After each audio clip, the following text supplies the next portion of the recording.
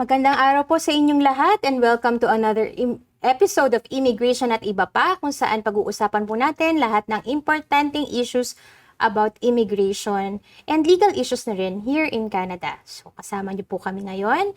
Ako po si Jean Aguilar and of course kasama natin ang ating favorite Filipino-Canadian lawyer, si Attorney Jake Aguilar. Good afternoon, Attorney Jake. Magandang hapon, Jean. Magandang hapon po sa lahat ng nanonood. Ayan. So today, mainit na mainit, kasing init na ating panahon. Pag-uusapan natin ng mga restoration of status dito sa Canada. Ano po bang gagawin pag nag-expire na ang iyong work permit at kailangan na ba magpa-restore? And of course, may bagong updates. It just got in about PGWP. Dadaanan din po natin yan. And of course, mag-aalat po kami ng time for the live Q&A. So, every episode po gagawin na po natin yan. Lahat po ng mga interesadong magtanong, you can just leave your comments and we will make sure to read and respond to your questions within the show. So, abangan niyo po yan mamaya. Yes po. So, live Q&A po yung priority natin. So, for the past few weeks po, medyo marami po ang nagtatanong. So, yun po, bibigyan po natin ng panahon para sagutin ang mga nagtatanong po ng live. And then we also gathered a lot of questions. Yeah, so yung mga hindi po natin nasasagot, iniipon po namin yan at pipilitin po nating masagot ngayon kung meron pa tayong time. At of course po, yung mga latest updates sa immigration, of course, pwede rin po namin ibalita sa inyo. Ayan. Okay, so let's start the discussion. So mainit po ngayon, marami na sa ating mga kababayan, mag-expire na ang permits, be it work permit, study permit, visitor, all those temporary resident permits, kung mag-expire na, kailan po ba kailangan i-restore pag nawala na kayo ng status? Ano po ba ang dapat gawin? So ayan, sisimulan natin yan. So, kailan nga ba pwedeng i-restore ang status, Attorney Jake?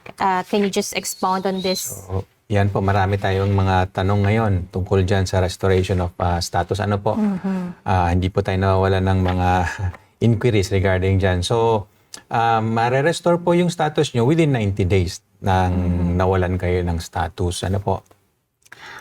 So, may pag-asa pa sila. Halimbawa, nag-expire yung status, there's still hope, there's still a chance na ma-restore nila yung status may nila. May chance, yes, pero lagi din po namin sinasabi sa mga viewers na kung maaari, wag nating hayaan na mawalan pa tayo ng status.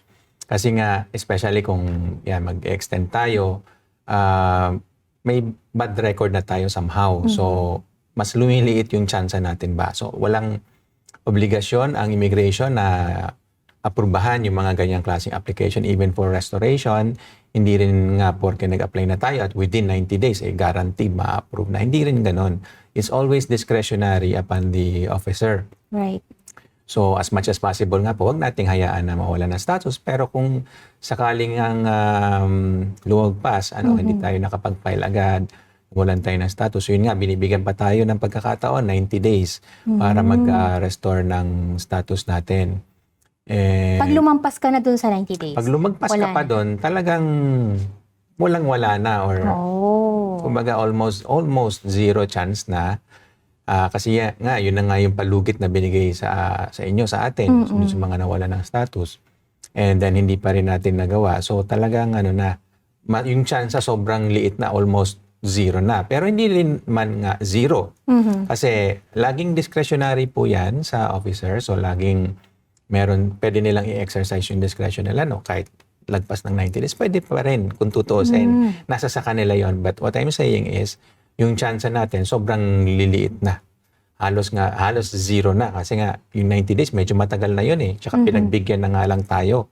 Somehow, supposedly nga, as I always mention, na supposedly hindi natin hayaan na mawalan tayo ng status. Ayun. So ano nga ba ang steps and what are the extra steps that an applicant needs to do compared sa regular extension of your permit at kung magpapa-restore ka? So unang-una po, kaya nga sinabing restoration, kung ano yung nawala, supposedly yun din ang papa-restore natin. Ano po? So hindi tayo pwede mag-change ng status. Halimbawa, kung worker status tayo, meron tayong work permit at nag-expire or nag-expire yung work permit natin, pag magpapa-restore tayo, yung work permit pa din ang ipapa-restore natin. Hindi tayo pwede mag-change Hindi ng, pwede magbago. let's say, study permit. Kasi minsan may mga nakukuha tayong ganyang tanong. So, hindi tayo pwede mag-change. Dapat work permit pa din yung i-restore natin. So, dapat din, para pag nag-apply tayo ng restoration, meron na tayong nakahandang application for work permit. Okay. So, dapat eligible din tayo doon sa extension or panibagong work permit. Hindi pwedeng apply lang tapos restore. Kung yung halimbawa, wala rin namang LMIA. Yun nga, exactly. So, ano ang i-restore? Paano kung wala ng work permit na, walang LMIA for the work permit? Paano kaya So, yun? marami ring ganyan ngang sitwasyon. Ang pinakaano na lang po, pinakapag-asa natin, yung visitor record na lang. Kasi nga, hindi naman tayo pwede mag-change sa study permit even if willing tayo mag-aral or meron na tayong acceptance sa school. Pwede lang natin gawin is yung visitor record, which is kasama naman yun, kumbaga doon sa work permit natin, sa authorization natin to work. Of course, kasama doon yung pag-stay sa Canada. Okay. So, kumbaga restoration pa rin yun, at least nung status as a visitor in order to stay. Hindi lang tayo, of course, pwede mag-work, pero kahit papaano, makapag-stay pa din naman. So, yun, pwede natin ipa-restore yung visitor status. Record. Visitor okay, record. through visitor i-apply record. natin, yes. Okay.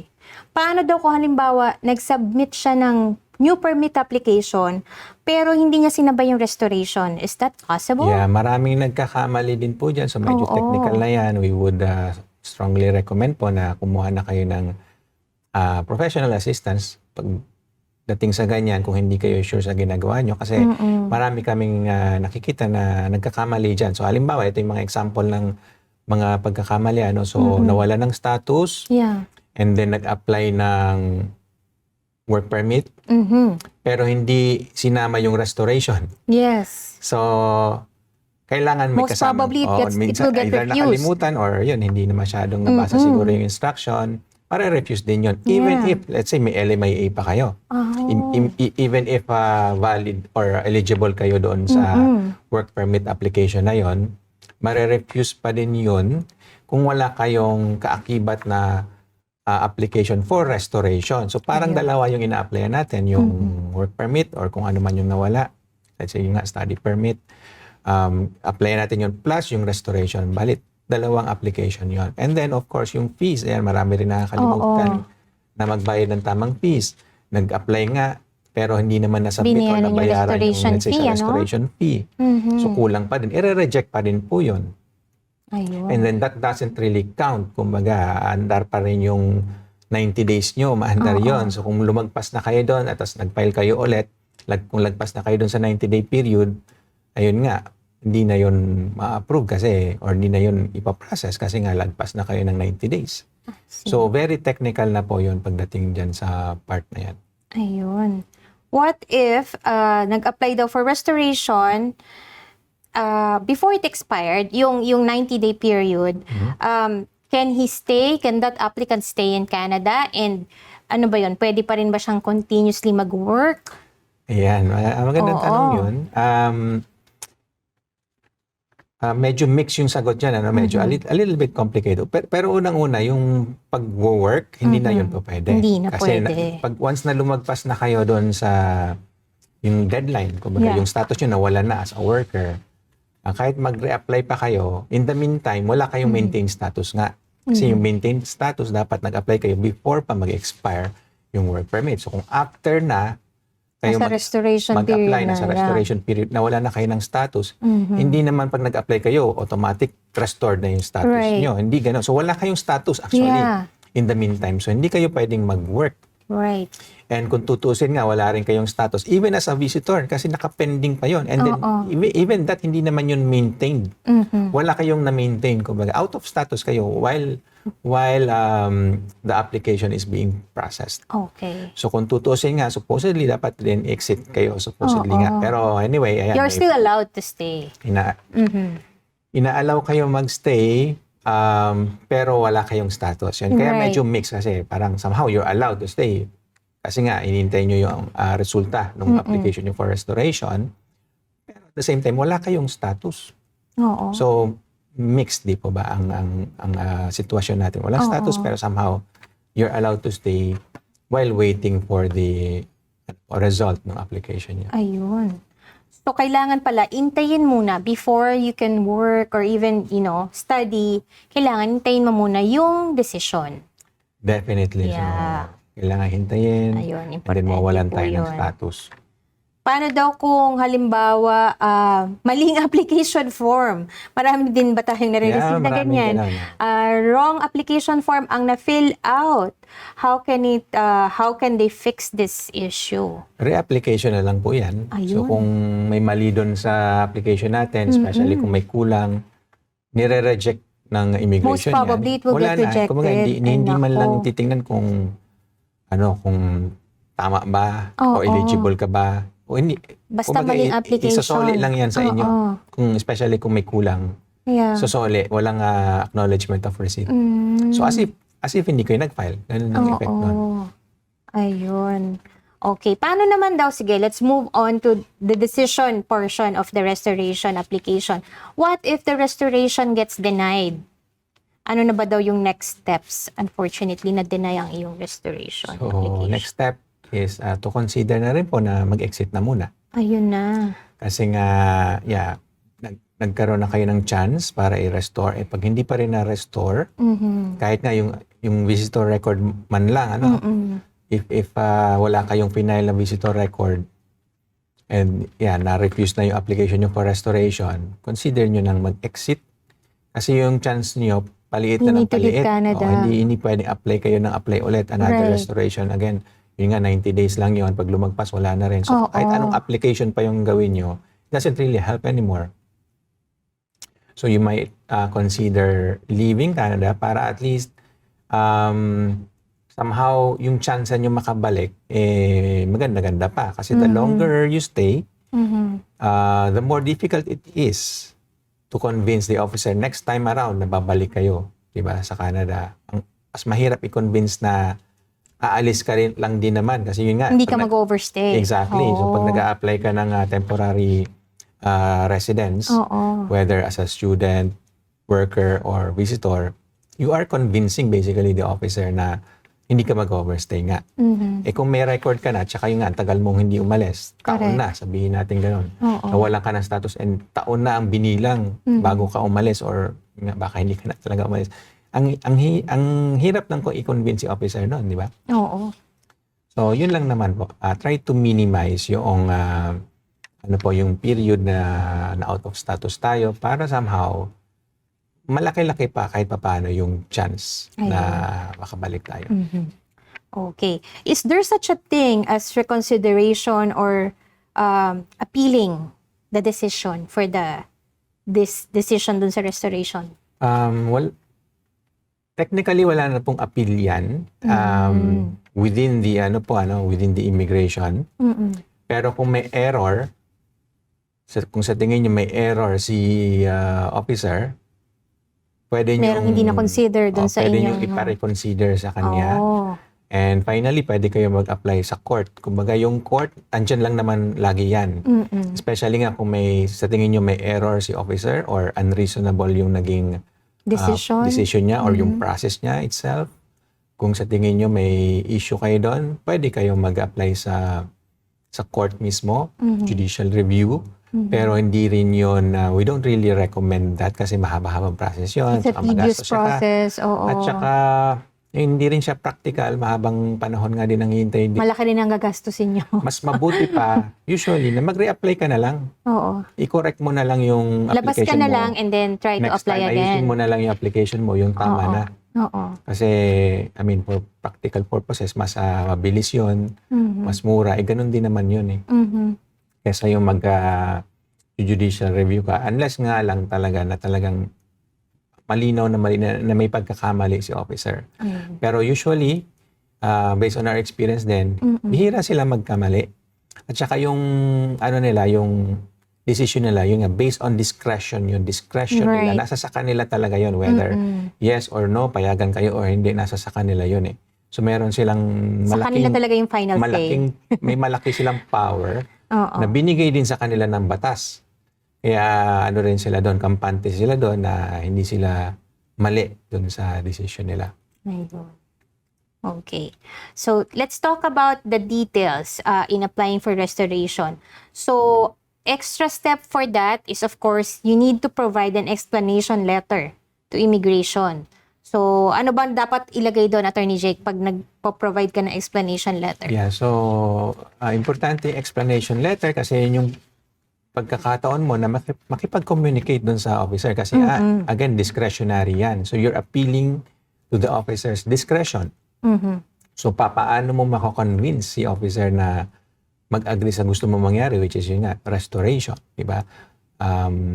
So, yun, kailangan malinaw yung yung explanation. Bakit nga ba Ba't ka nawalan ng status? nawalan ng status? Ba't ngayon ka lang magpa-file ng extension or Ba't mo kailangan magpa-restore? ayun nga. So, Yeah. bakit hindi mo pinail yun before pa? Bakit mo hindi maintain yung status? Anong naging problema? So, yun yung pagkakataon mo na explain kung ano yung nangyari. And then, hopefully, matanggap ni officer yun at yun nga, pagbigyan ka. So, yun po yung pinaka-importanteng konsepto dito, especially sa immigration nga. No? So, yung discretion ni officer, hindi niya, kumbaga, hindi niya obligasyon kasi na aprubahan lahat ng application, kahit sabihin, within 90 days naman, okay na yun, parang gano'n. Hindi pa sapat yun. Kailangan maintindihan ni officer anong situation mo, paano nangyari yun. So, bago niya i-exercise yung discretion niya, hopefully in your favor. So, the letter must be clear. Kailangan ma-explain ng maayos. Maayos, So, hindi siya dapat maliwanag, generic na hindi parang rin- copy-paste lang hindi from rin, AI. Hindi rin na kailangan mahabang-mahaba kasi yan, maraming ang Oo. Baka gumagawa nobela naman ang gagawin, explanation na pagkahaba-haba. Oo. Kasi inisip nila, andun na lahat. andun na lahat ng explanation ko. Basahin Pero mo. wala din Pero kasing time si officer, keep that in mind. Hindi nakakatulong yun. Baka Especially sa mabwisit siya officer kasi lalo. busy si officer. Yeah. Ayaw niya ring magbasa ng pagkahaba-haba. So, make it as short as possible. Pero andun lahat Short ng mga... but concise and clear, Yes. I guess. Andun lahat ng mga importanteng elements. Andun lahat ng gusto mong sabihin. Tsaka cohesive siya. Pleasant to read. So, Ayun. imagine ninyo lagi na kung kayo yung officer na yun, matutuwa ba kayong basahin yung ginawa niyo? Something like Always that. put yourself in the shoes of the officer, no? Kasi nga, Parang, gusto kung ako ba niyong- nagbabasa nito? Gusto niyong pasayahin si Yeah. officer, di ba? Gusto niyong somehow maganda yung mood niya, para yung discretion niya nga, hopefully in your favor. So, ganun. So, nagsisimula yan sa pagsusulat pa lang. So, pag nagsulat ka, tapos binasa niya ba, tingin niyo matutuwa siya? Kasi kung Magagrantan ka ba ng kung uminit lang ulo niya kasi ang haba-haba ng babasahin. Ang haba tapos ang gulo-gulo Ilang pages. Yeah. Kapag nalilito siya kung ano ba talagang gusto mong sabihin. Oo. Yun. I don't think na makakatulong yun sa inyo. Oo. Ayun. So, yun po yung mga tips natin, for those who have lost their status. May pag-asa pa naman. There's still a chance. There's a glimmer of hope. Kaya lang yun. It's very technical and kung kailangan nyo ng tulong, andito po ang JCA Law Office. Our contact information is actually on the screen right now. Yan. Yeah, so tanong po kayo dyan. Tanong po kayo, mag-say hi kayo kung nanonood po kayo. Mainit pa ba dyan sa inyong lugar? Kasi dito sa Ontario, for the past few days, talaga namang mainit kasing init ng Pilipinas. Pinaramdam sa atin ng Canada ang ating Pilipinas. Ayan. Ayun. Na po. Salamat po. Kamusta po? Sige, let's go and Ayan na po, let's simulan move. na po natin. Yeah, let's read the question of Rukawa Slasher. How about for the spouse that coming to expire the open work permit, which is not eligible to renew or extend because of the new rule that the main applicant are in tier 3. Actually, hindi lang tier 3. May tier 2 or 3. Tier 0, 1, and certain 2, 3. Yan. So, yan po. Pag ganyan situation, kailangan na nga po ng LMIA. So, kailangan maghanap ng employer na may LMIA po. Although I understand po na hindi nga ganun kadali yun. It will take some time. It will take several months and sometimes even up to a year. And kung hindi po natin magagawa yon, in the meantime, apply lang po muna ng visitor record lang po talaga muna. Hintayin natin gumanda yung sitwasyon and then apply, tsaka na lang po tayo mag-apply ulit. Either kung nasa tier 0 or 1 po kayo, yung principal spouse, or nasa tier 2 or 3 na nandun sa listahan, or yun nga po si spouse, kung makakita siya ng employer na mayroong LMIA. So, kailangan lang natin hintayin na mangyari yun. Otherwise, dun po muna tayo sa visitor record or even I don't know, mahirap man sabihin, pero consider nyo rin lumabas muna ng bansa. Kung sa tingin nyo yun ang mabuti para sa inyo. Yun nga, sa immigration naman, wala namang period. Walang forever na, hindi ka na makakabalik. So, laging may chance na makabalik. So, yung paglabas natin ng bansa, paglabas ng Canada, isipin natin na sometimes it can be temporary lang naman. Temporary setback. Tsaka ngayon lang po yan nga. In all my years of practice since 2016, ngayon lang ako nakakita na ganitong marami nga pong medyo napapauwi. Medyo turbulent yun. So ngayong taon lang and marami pong nangyari kasi hindi ko na po ulitin. Siguro panoorin niyo po yung mga previous episodes para sa explanation ba't nangyayari ito. Or maybe in the future ulitin natin yung explanation. Pero ngayon lang po nangyari medyo hindi maganda para sa ating mga temporary residents. Especially sa mga open work permit holders, spousal open work permit holders, pati mga international students. Right. Medyo marami po talaga ang napapauwi or hindi na na-extend. Ayan. Sana Rukawa, we were able to address your question. Speaking of which, related to that matter, merong update sa PGWP. Tama right, po. Attorney Fresh Jake? na So, fresh. you want to Ngayon lang expound po, on it? ngayong araw lang na ito, nilabas yung update na yon. So sa PGWP, with regards ito naman doon sa mga naka-study permit and already apply, Right, so- going to apply for work. So merong Postgrad work mga permit. bagong courses Oh. na eligible at meron din sila mga tinanggal na Ayun. kumbaga yung dating eligible hindi na eligible ngayon. Oh, no. So I think mga 178 na courses yata 'yon. If I'm not mistaken kasi nga medyo bago pa siya. But ang bottom line is nagkaroon ng changes nga doon sa courses. So may mga bagong dinagdag, meron din na mga tinanggal. So check nyo po 'yon. So kung meron kayong mga application as of today, June 25. So yung mga application like starting tomorrow, Right. Iba na yung rule. So Ayun. check nyo po ulit yung rule with regards sa PGWP. Yeah, and maybe we can expound on that pag mas maraming Siguro information po tayong next nakuha. week baka po natin i-discuss ng mas detalyado pa, pero for now po check the updates ng IRCC with regards sa PGWP at saka yung mga courses nga po na eligible at hindi na eligible. Ayun. May follow-up question si Rukawa. Meron pa yata before Rukawa. I Or think. do you wanna do this first Sige, unahin para natin si para Rukawa. kumpleto siya? Okay. So, sabi niya, ang follow-up is, so the date of the expiration, that's the time you need to leave the country, or I have a time to stay before I leave? Okay. Date of expiration ng kanyang permit. So dun sa pag temporary residence po like study permit, visitor record or work permit, may deadline po 'yan, 'di ba? Dun sa kumbaga nakalagay doon, must leave Canada by. Yes. Parang expiry date sa pagkain, ano? Best before. date. Or- Anyway. So, bago yung date na 'yon, on or before dapat wala na kayo sa Canada. Unless na napa-extend nyo nga or nakapag-maintain kayo ng status. So, yun po yung period na dapat malis na nga po kayo. If ever nga po na lumagpas, yun nga, again, marami sa atin, binabaliwala lang yun. Pero naman, parang gano'n. Diba? Try to avoid that kasi nga po, again, yung chance natin na mag-extend or mag-renew, medyo bababa na yun. Mas mahirap na nga kung Ma-out of i-convince status ka si na. officer nga po. Oo. So, but, somehow pwede pa rin. Ngayon, nabanggit natin kanina, may 90 days pa kayo to restore. And ultimately nga din, it has to do something with enforcement, ano. So, yun din, siguro may mga nagtatanong diyan, okay, what if nga lagpas na ako talaga sa restoration, wala akong status, paano, may pulis ba nahuhuli sa akin? Meron bang ICE dito? May ICE ba? Well, Parang sa hindi naman US. gano'n. Extreme na yon na bigla na lang may kakatok sa pinto mo at huhulihin ka na at Immigration ka na. official. Siguro sa mga kwento-kwento naririnig natin yun or baka may napapanood tayo sa TV or what.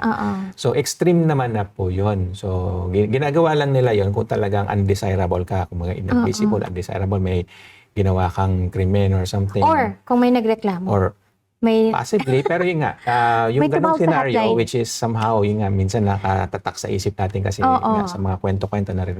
Bihira pong mangyari yon. What usually happens is, parang ang wala lang eh. So, wala lang. Parang wala ka lang status. Ganun lang. Hindi naman na, ibig sabihin na may mag-enforce na yun sa inyo. Pero, yan, kung may nagsumbong, or somehow nga, nakarating sa immigration officer, authorities, ano, na Oo. okay, out of status ka na, pwede kang padala ng sulat.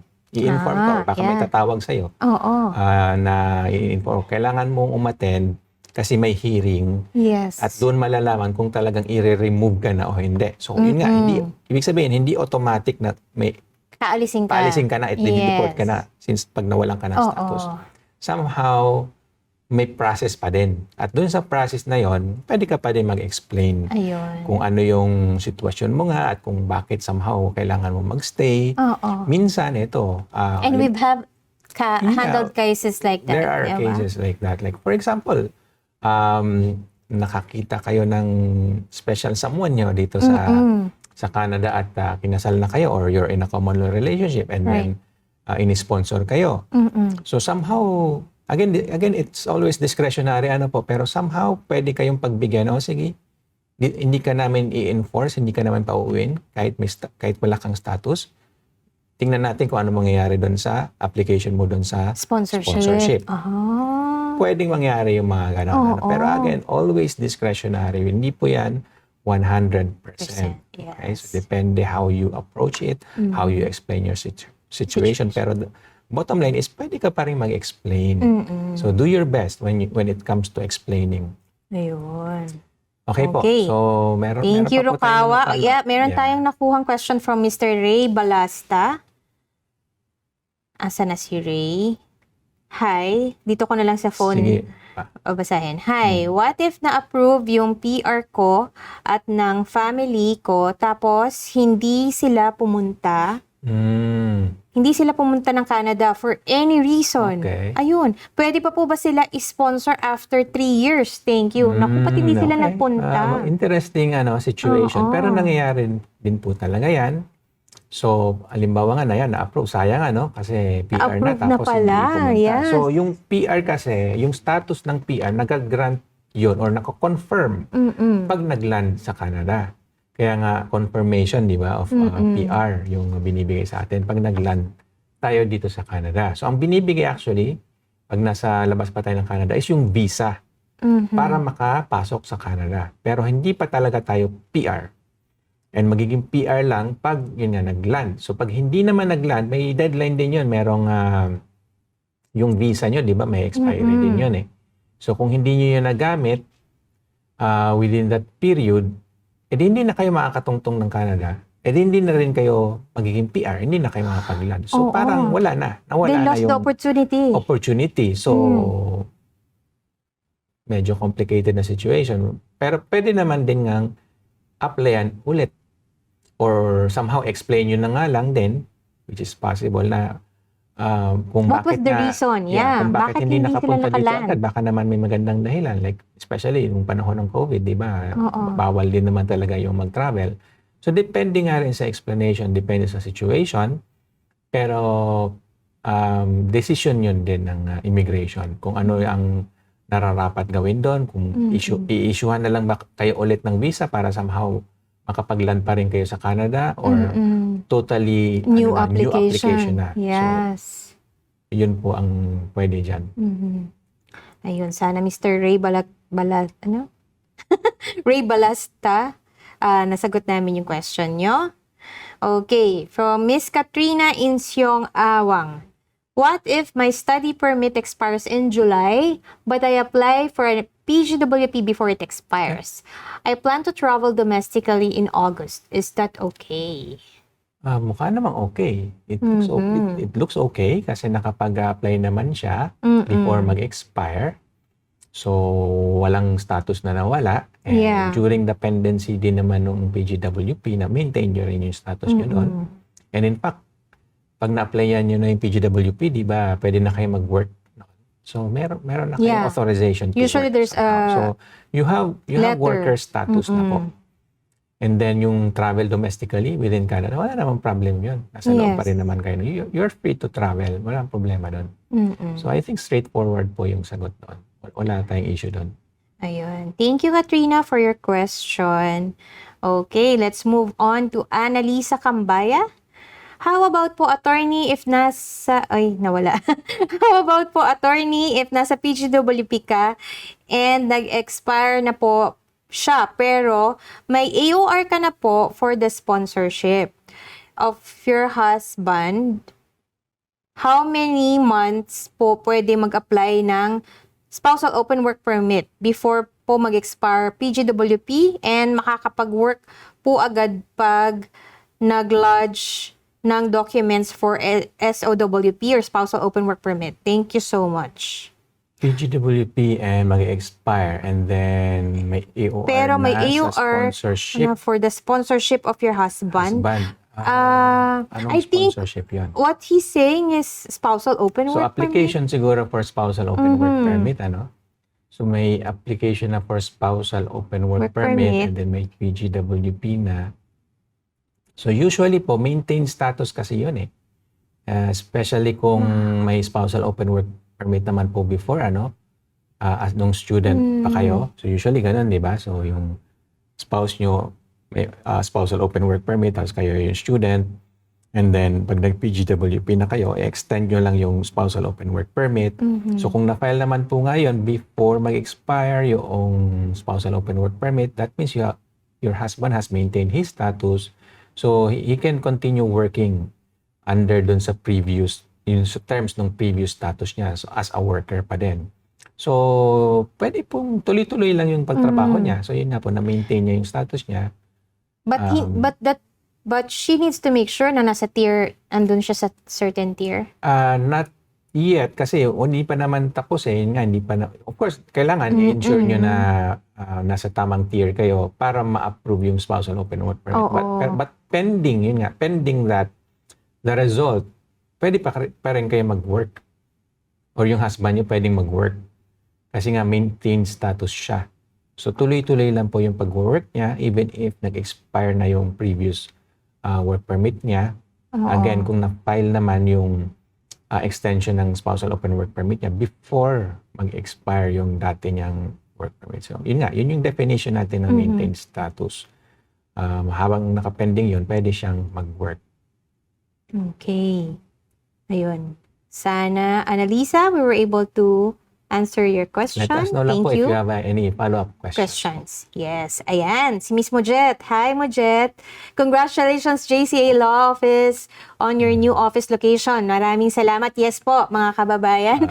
We just want to let you know, especially for our clients in Ontario, na bago na po yung office location namin. Still in the same area, still in Midtown, Yonge and Eglinton, but it's in the corner of Yonge and Roehampton.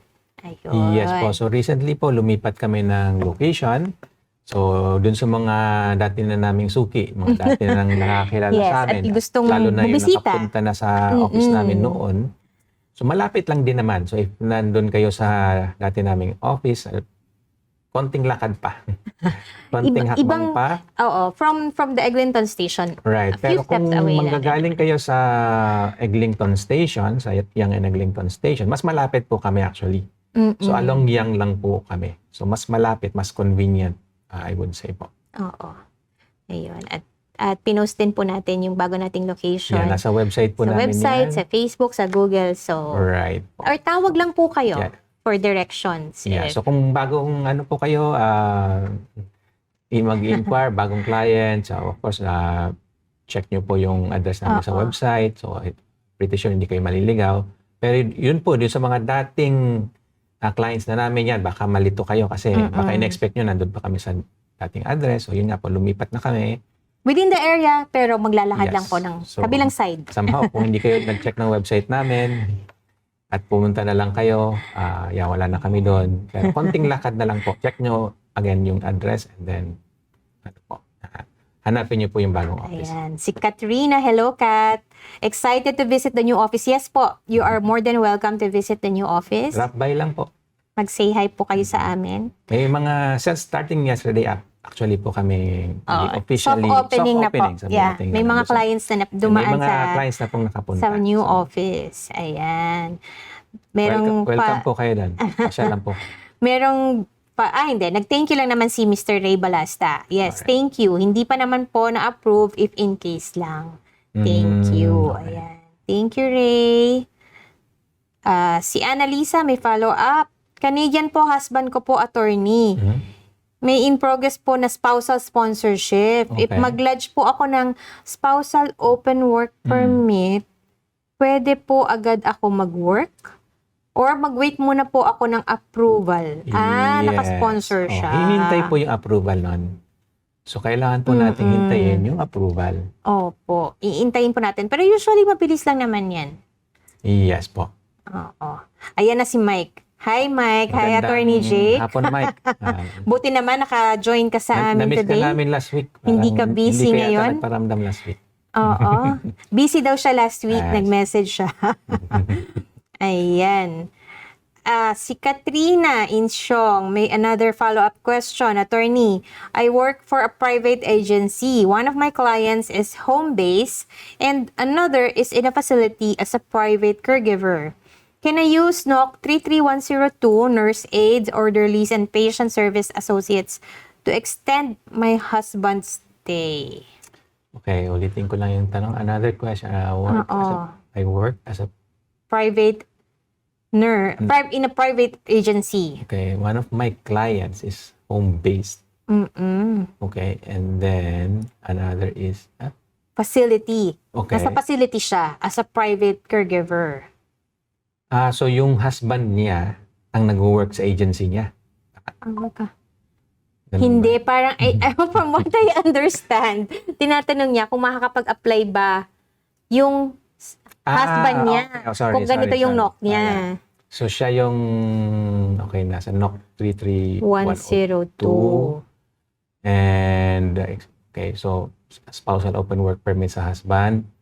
So check po natin dun sa tier 3 kung nasa listahan po ba yan. Hindi ko po kabisado yun sa totoo lang. Hindi ko yan kinakabisado dahil yung nagbabago-bago din yan. So check lang po natin. And i-check po nandun yung siya sa listahan. yung duties and job responsibilities, no? Importante po yun, Miss Katrina. Kung yung pong nakalista dun sa So, NOC 33102, yung mga ginagawa nyo. Kung yan yung tanong, pwede. So dapat mga at least 50% ng trabaho niya namimit nyo yung nakalista doon sa description ng NOC 33102. Pwede nyo pong gamitin yung NOC na yan. So one thing to know about the NOCs, pwede siyang targetin . So bihira naman na yung NOC, yung description sa NOC na yun talaga lahat ng ginagawa nyo. So bihira po yun. So yung iba ang ginagawa po niyan, which is valid naman yun, legal yun, pwede nyo targetin yung specific NOC. Like kung pwede nyo i-tweak. may NOC na nasa list, and yun yung gusto nyong NOC. So yun nga, tanong nyo, pwede ba kayo doon? Ang sagot lang is pwede kung at least 50% nun, yun talaga yung ginagawa nyo. Yeah. So, pwede kayong mag-target ng NOC. Yun ang bottom line po dyan. Okay. Thank you, Miss Katrina, for your question. And, ayan. Ay, si Mike. Hello, hello. Ayan. Hello, Mike. Thank Nagpaparamdam na si you. Mike. Thank you for always Bumabawi. taking the time to say hello to us. Maraming salamat. Ayan. Sige, habang nag-iintay tayo, please send us your questions or just say hi, katulad ni Mike. Para lang malaman namin kung nasan kayo at kung kamusta ang panahon dyan. Mainit ba sa inyong lugar? Dito medyo lumalamig na sa Ontario. So hopefully, magtuloy-tuloy. Hindi pa rin. Mainit pa rin. Hindi pa rin lumalamig. Pero at least mas malamig ng konti compared kahapon. Oo. Ayan, may follow si Annalisa. Opo, attorney. Thank you so much po. How about po if may plan po kasi kami mag-vacation sa US? Okay. Only for 5 days Okay. po. Pwede po ba ako lumabas ng Canada? Through my in-progress inland application Spousal. for spousal. And naka-PGWP po ako now. Okay. Ah. So, yung PGWP nyo po, so, di ba, ano yun, work permit yun. So, yun yung status nyo. Make sure lang po na meron kayong visa pabalik. So, dalawa lang po yung kailangan natin. O, either or, yung visa or yung ETA. Yes. Sa inyo, kung Usually wala, may ETA pag usually ganun eh. study So, permit at PGW. So, unang-una, make sure na meron kayong visa. Mas maganda na may visa kayo. Oo. Kasi mas mahaba ang duration nun. Tsaka, pwede kayong pabalik-balik nga lang. Ano. So, make sure na meron kayong visa. Kung wala naman, most probably, yun nga, may ETA kayo. Or kung wala, madali lang yun applyan in your case. Kasi nga, nandito ka naman kayo sa Canada. Wala naman kayo na-violate na anything. So, yung ETA, madali lang yun applyan on your end. Pero yun po, ang clarify natin kasi ito lagi marami nga nalilito dito. Oo. Iba yung status sa Canada, iba din yung travel authorization to enter Canada, which is yung to enter Canada, you need either a visa or yung yung ETA nga. Yes. Okay, so hindi porke na let's say meron kang work permit. You can work in Canada, but yun. Oo. Kung walang sinabi na you can enter Canada, iba yun. So yun, yung visa yun ang kailangan mo doon. Or yung ETA nga. So, medyo marami pong nalilito sa part na yun. And keep in mind, mga kababayan, kung pupunta po kayo ng US and you're using ETA, make sure you fly. Hindi po Yes, by so car. hindi po siya by land. Yeah, hindi siya by land. Okay, dapat mag-aeroplano tayo. Kasi hindi po kayo papapasukin pag by land. Kung wala kayong visa. Magkakaroon kayo ng aberya. Sabihin natin. Okay, sana nasagot po namin yung question nyo. Yan, thank you daw sa pagsagot ng kanyang question from Miss Katrina. Okay, may question si Mike. Anong question mo, Mike? Attorney Jake, may tanong po ako. Paano kung nabuntis si temporary foreign worker pero June niya is like 2 months after matapos ang permit niya? Kailangan ba niya umuwi kasi paso na yung permit or pwede muna manganak sa Canada? I-allow ba ng airline ang pregnant travel pag mga 8 or 7 months na? Sa airline, hindi ko po sure kung anong policy nila dyan. From what I know, mukhang pwede naman kasi meron nga mga nanganganak sa mismong airline. Hindi po ba may mga ganong balita nangyayari yon. But anyway, I don't know kung may mga recent changes sa ganyan, kung anong policy ng airline with regards sa mga pregnant. Pero yung sa pag-stay, syempre kailangan pa rin ng status. Kung kailangan i-maintain pa rin yung status. 2 months after matapos ang permit O, yun nga. So, kailangan apply ng either visitor record or extension ng kung ano man yung status niya before. The fact itself na manganganak siya, well, it doesn't give you status. Pero at least yun yung explanation mo. So, why you need to stay. Diba? So, kumbaga meron ka magandang dahilan. And siguro naman si officer hindi naman siya ganun di ba? Oo. Kahigpit. Wala namang masama na magstay siya dito somehow. So malaki ang chance na pagbigyan siya. Makapag-stay man lang at manganak dito sa Canada.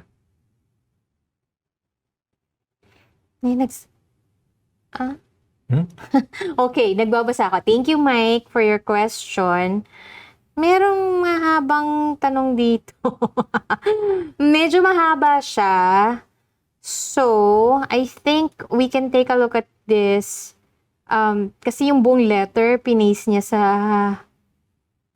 Sige, unahin natin yung iba siguro para makarami tayo. For certain questions like this, Madam, I think you might need a consultation. Kasi as much as we wanted to answer the question, medyo mahaba po siya, medyo very specific already. Subukan natin kung may time pa tayo mamaya. Inahin po natin yung mga shorter questions po. Okay po? Okay. Haba nga.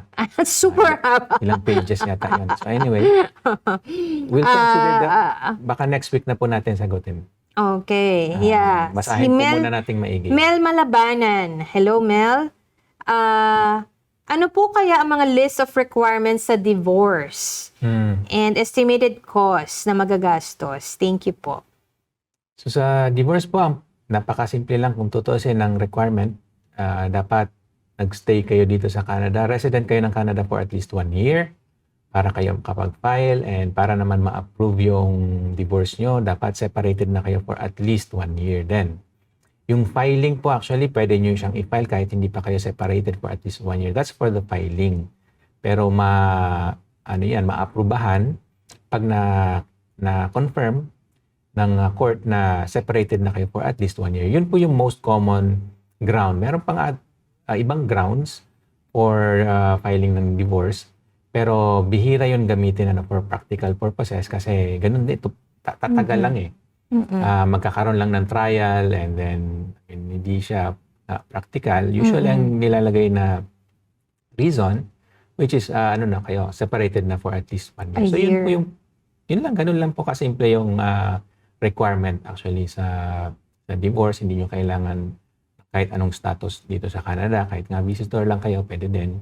Wala problema doon. Basta resident kayo ng Canada for at least 1 year. And sa cost, of course, depende yan sa charges ng lawyer. If you want our fees po, give us a call or mag-set po kayo ng appointment. We'll let you know. And sa government din po, may cost din yan. So yung filing, I think, nasa 224, filing pa lang po yan, government fee. And then sa set down, pagka hinihingi nyo na yung order ng court, 445. So government po pa lang po yun. And then may mga process server fees pa na kailangan i-consider. Ayun. So yun po siya. And timeline naman po, kung walang problema, can be less than a year. Pero kung mayroong issue, of course, can be more than a year. Ang usual na issue dyan, yung tinatawag na service. Kasi kailangan mabigyan ng copy yung respondent. So si ex nyo, baga po. And then yung pag hindi mahagilap si ex, patay. Yung manner ng pagbibigay ng copy na yon, we call it special service. Ibig sabihin, iaabot sa kanya in person. Yun po ang preferred procedure. Kung hindi nyo yun magawa or hindi nyo nagawa yon, let's say in-email nyo lang or something, pwede pa rin naman yun, pero hingi kayo ng permiso sa court. Kumbaga magpa-file kayo ng tinatawag na motion para ipa-aprubahan or ipa-validate yung service na ginawa nyo na hindi in person. So, yun po, may mga technical lang po dyan. Matters. One last thing na pwede magpaka-delay sa divorce is yung kung meron kayong mga anak. And gusto lang, usually ni court, ni judge, na malaman kung nabibigyan ba ng tamang support yung mga bata. Kung hindi siya masatisfy, pwedeng i-hold niya yung pag-issue ng divorce. So, pwedeng hindi niya yung desisyonan hanggat hindi siya nasasatisfy dun sa kalagayan ng mga bata, nabibigyan ba ng tamang support. So, yun lang po yung usual na pwedeng mag-cause ng delay.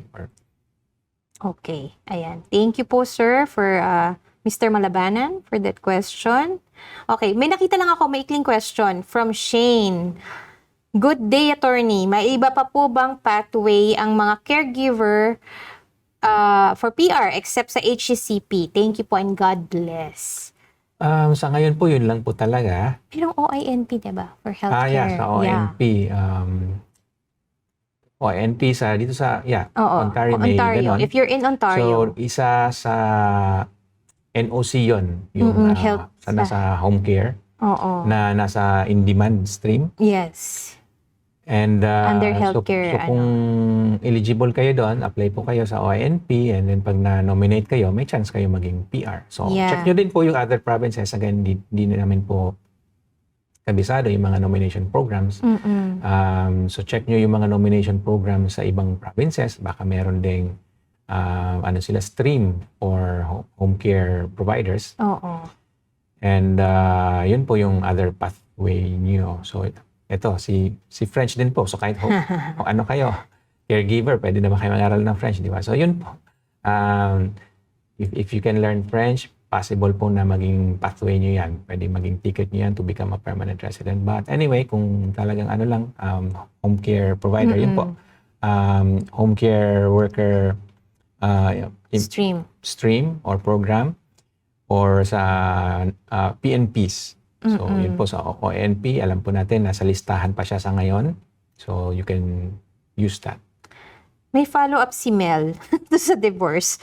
Pero if ever po, di talaga siya naka-receive ng letter kasi may work siya at wala siya sa bahay. So, yun po. Nako.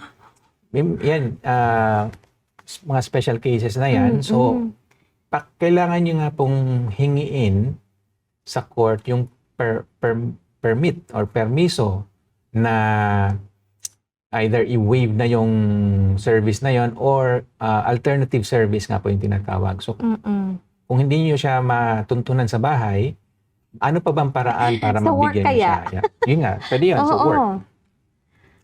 Actually, ang importante naman, kahit nasan pa siya, Oo. importante mabigay sa kanya yung application, yung copy ng application. Doesn't really matter kung nasa bahay siya o basta in person, yun lang naman ang requirement. Ngayon, kung hindi, halimbawa, hindi siya matuntunan doon, wala siya sa bahay, lagi siyang wala, pero nandun yung kapatid niya or nanay niya or kung sino man nandun, possibly nga, pwedeng tanggapin yun ng court, pero again, hingi ka ng permiso, or halimbawa, may email ka niya, and somehow, alam mo, active naman yung email na yun kasi minsan sumasagot siya doon. Pwede mo siyang i-email na lang.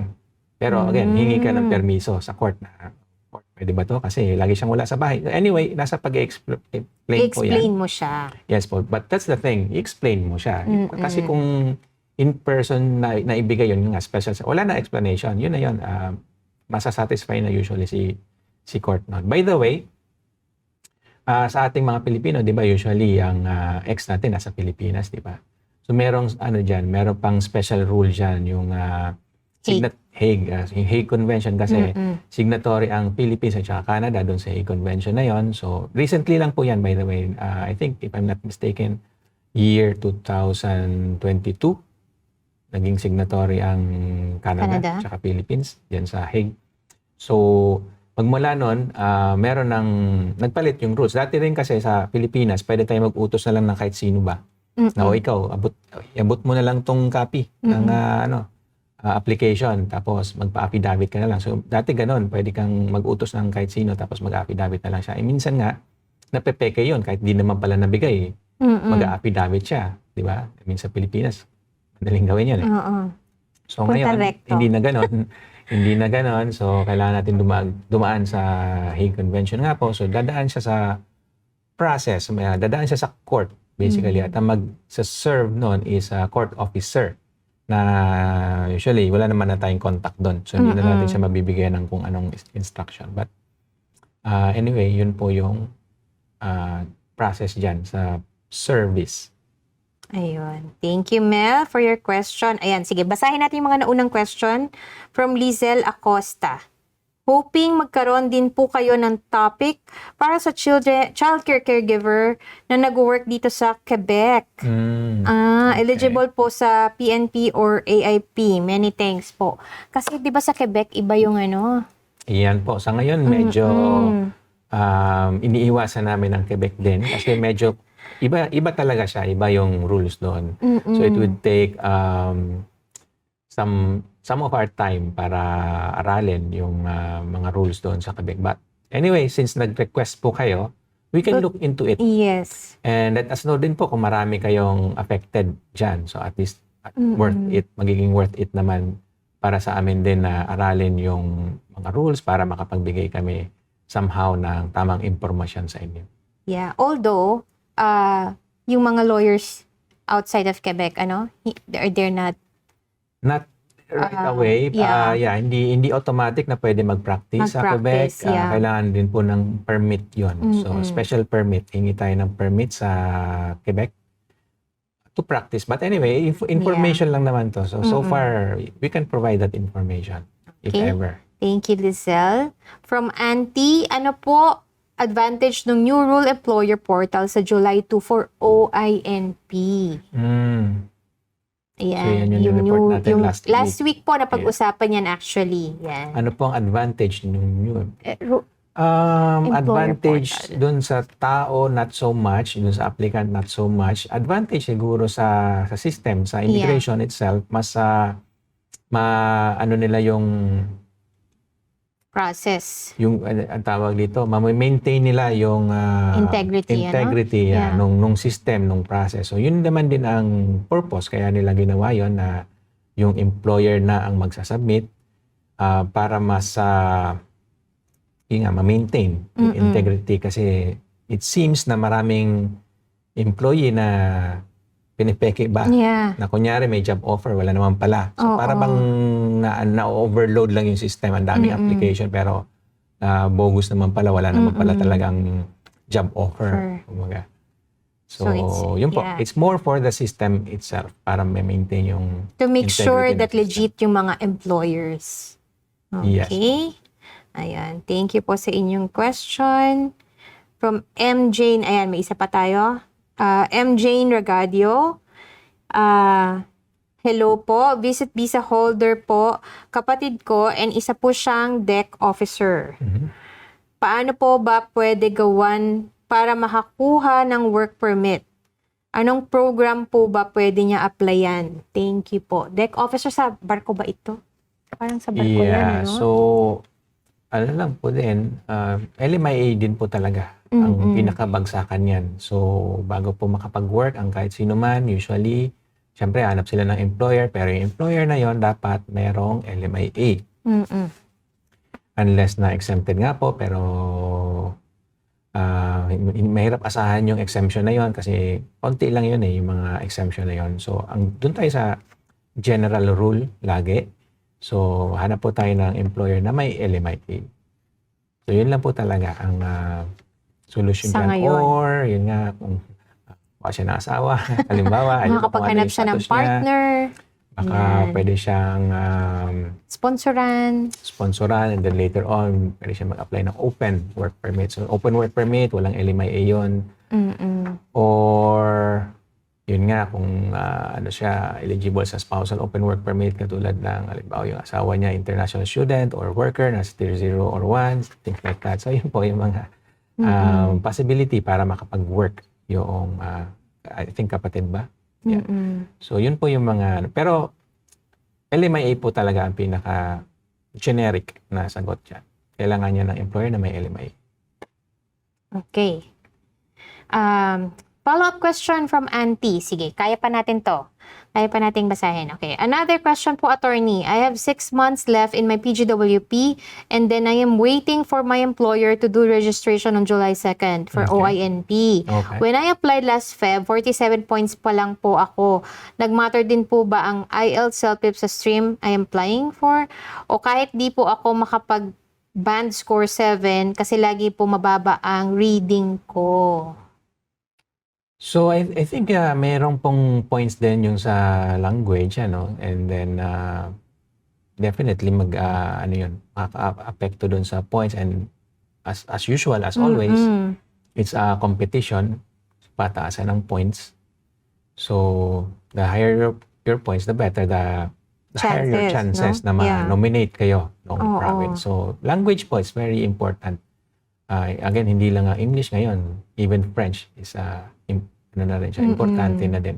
Sometimes nga mas important pa yung French language kasi yun ang direction ng government ngayon. Binibigyan nila ng importansya yung mga French speakers. And sa ngayon po, malinaw na malinaw yung policy ng government na dadamihan nila yung mga invitations for French speakers. Kaya nga po lagi kong sinasabi na yun ay isang magandang opportunity para sa kanino man na medyo kung nawawalan kayo ng pag-asa, check nyo po yung French.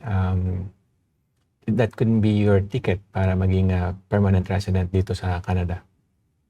Ayun. Okay, thank you, Anne, for your question. Si Mike Kabski, Attorney Jake, hanggang naka-EOI pa lang ang OINP, hindi pa yung automatic ITA, di ba? Kasi Correct. may draw system. Correct. Tama. Correct. Tama po, Mike. Tama yung So, pagkaintindi. EOI, yun ang first step, expression of interest, and then hintayin yung man-nominate kayo ng province. Pag na-nominate kayo, so parang pinasa kayo dun sa federal government, kasi yung federal government talaga yung in charge sa immigration. So, sila yung may final say, kumbaga. Si sabihin natin si province para bang, yun nga, ini-endorse, ino-nominate, exactly. So, yun ang, role ni province kasi may understanding naman yung mga provinces nga tsaka federal government na si province pwede mag-nominate nga. Pero again, yung final say nun, si federal government. So, yung yung process na yun yung ITA, invitation to apply. Once na-consider na kayo ng federal government for PR. And that's the time na isasubmit nyo yung application nyo. Ayun, okay. Thank you po sa lahat po ng mga nag-send ng questions nyo. Meron pa po tayong mga questions na hindi na natin masasagot. Kaya pa ba, Attorney Jake? Subukan natin. There's still several questions. Try One natin, more. isa o dalawa. Baka may Sige. Si Liz Lee. konting time pa Ayan. Good afternoon po. September this year po, mag-expire yung PGWP ko po. If ever po makakuha ko ng employer na willing to give LMIA through child caregiver at ipaprocess po yung LMIA first week of July.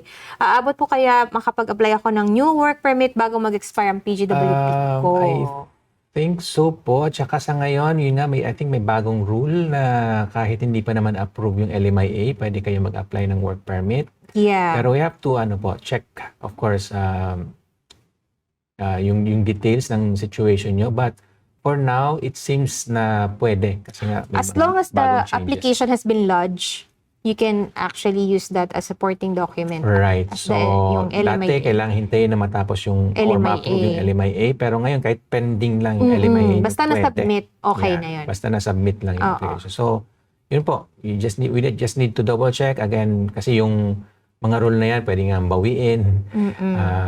So, we have to make sure na in place pa yung mga ganyang policy by the time na kayo ay mag-submit. Ayun, okay. So, talagang I think we ran out of time already. Pwede pa siguro 2:02 isa na. or dalawa. It's pass. Pwede pa ba? I think pwede pa. Isa na lang siguro. Or Okay. isa o dalawa. Parang ang dami pa kasi na. Oo, hindi. Well, we can gather all the other questions. Sige, one short question. From Jason Gokong. Hi, good morning po, Attorney Jake. Watching from BC. Hi, Jason. Ano po ba ang possible changes na parating? Possible din po ba yung mga walang PR profile na hindi na ma-renew? Thank you po. Walang PR profile and hindi makapag-renew na ng work permit. Tama? Magkaiba yun. Yun Di nga. ba? Ano po PR ba ang possible profile. changes na Parating. parating? Possible din ba yung mga walang PR profile and hindi na ma-renew? Renew. Yun nga. Malamang hindi ma-renew ang permits. Yun nga. So, I'm thinking may work permit and Walang PR wala pang profile. profile. So, ano ba ang chances niya? Chances niya, kung makakita nga ng muna, at least for now, ng employer na may LMI, at least trabaho lang muna kasi nga somehow, kung nasa tier 3 kayo, tier 3 or higher, it will count towards your CRS or yung points nyo sa express entry. So, yun muna. Palakasin yung profile ninyo para maging competitive kayo sa express entry. Kung hindi naman, kung sa tingin nyo hindi kayo competitive sa express entry, nandyan yung provincial nomination programs. Meron ding RCIP, Rural Community Immigration Program. At yung French po na lagi din nating ina-advocate sa ngayon. So, consider nyo po yun. Yun yung mga possibility or potential pathways nyo or idagdag nyo na yung sponsorship. So, hindi natin alam yung marital status nung kaibigan nyo, pero if ever makapangasawa siya at ini-sponsor siya, then pathway din po yun. Pwede rin siya maging PR because of that. Okay. Okay, Jason. Sana nasagot namin yung questions mo. There's still a couple of questions. Can we still give way? Last na lang talaga. Last na. Yung iba Ayan. next week na. Ito, si Reyes. Ayan. Kasi daw not sure siya kung nasagot na to po kanina. Paano po kung ma-refuse ang spousal open work permit extension at i-restore ang status? Ano po ang process ng pag-restore? Ayan, nasagot na po. New permit application po ba yon, like visitor visa? Ano po ang implication ng sinasabing 90 days to restore? So, yan. Medyo nasagot na natin po kanina. Na-discuss po natin yan kanina. Kasi You can watch po. That's fine. Later. Kailangan nyo restore ng status within 90 days kasi yun yung restoration period. Pag lumagpas na kayo ng 90 days, hindi na kayo makapag-restore. Consider na po na umalis muna ng Canada. But if you're still within that 90-day period, yun nga, make sure na meron kayong valid application. Kumbaga kung worker status yung kailangan yung i-restore, dapat meron kayong application for work permit na ano naman, kumbaga may elimay-inga. Kumbaga may chance naman na ma-approve. Hindi yung mag-apply lang kayo. Kasi wala din yun. Or nasa certain tier yung iyong trabaho. Bottom line is, dapat kung mag-apply kayo ng, let's say, work permit, kailangan eligible kayo for that. Okay? And then, yun po, bayaran yung restoration fee. And then, that's it. Ma-explain na maayos sa explanation letter. Explanation. Pero kung wala kayong work, hindi kayo eligible to apply for another work permit, consider nyo na lang yung visitor record. That's the time na i-consider nyo yung visitor record para at least ma-maintain nyo yung status. Hindi kayo makapag-work, yes, pero at least makapag-stay kayo muna. Panandalian dito sa Canada at magawa nyo yung kung ano mga kailangan nyo gawin. Yeah, okay. So, marami pong salamat sa mga nagtanong. If there are any other questions that we weren't able to answer, we'll make sure, hopefully, we can answer to the questions next episode. Yung mga nalikom nating questions, hindi na rin natin nasagot. But yes, we'll try our best. Ang dami nating baon na hindi nasagot. But yeah, we'll continue. Salamat po sa mga tanong nyo.